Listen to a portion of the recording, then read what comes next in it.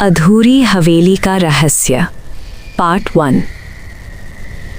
गांव के बाहर जंगल के किनारे एक बहुत पुरानी हवेली थी। लोग कहते थे उस हवेली में कोई नहीं रहता, लेकिन रात होते ही वहां रोशनी जलती थी। गांव के बुजुर्ग अक्सर बच्चों को चेतावनी देते, उस हवेली के पास मत जाना, जो गया वो कभी पहले जैसा नहीं लौटा। एक दिन शहर से आया आरव, जो बहुत बहादुर और जिज्ञासु लड़का था। उसे इन बातों पर बिल्कुल विश्वास नहीं था। उसने तय किया, आज रात वो हवेली का सच पता लगाएगा।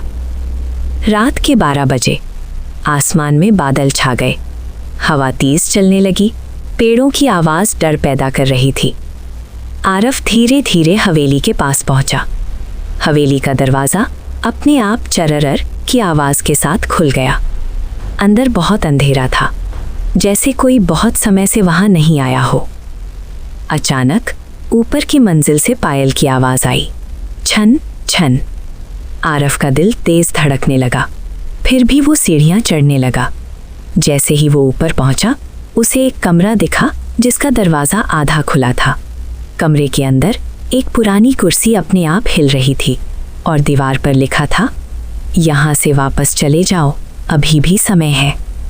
आरव ने हिम्मत करके दरवाज़ा पूरा खोला, लेकिन अंदर जो उसने देखा उसे देखकर उसकी चीख निकल गई, क्योंकि कमरे में एक लड़की खड़ी थी जिसकी आंखें पूरी तरह काली थीं।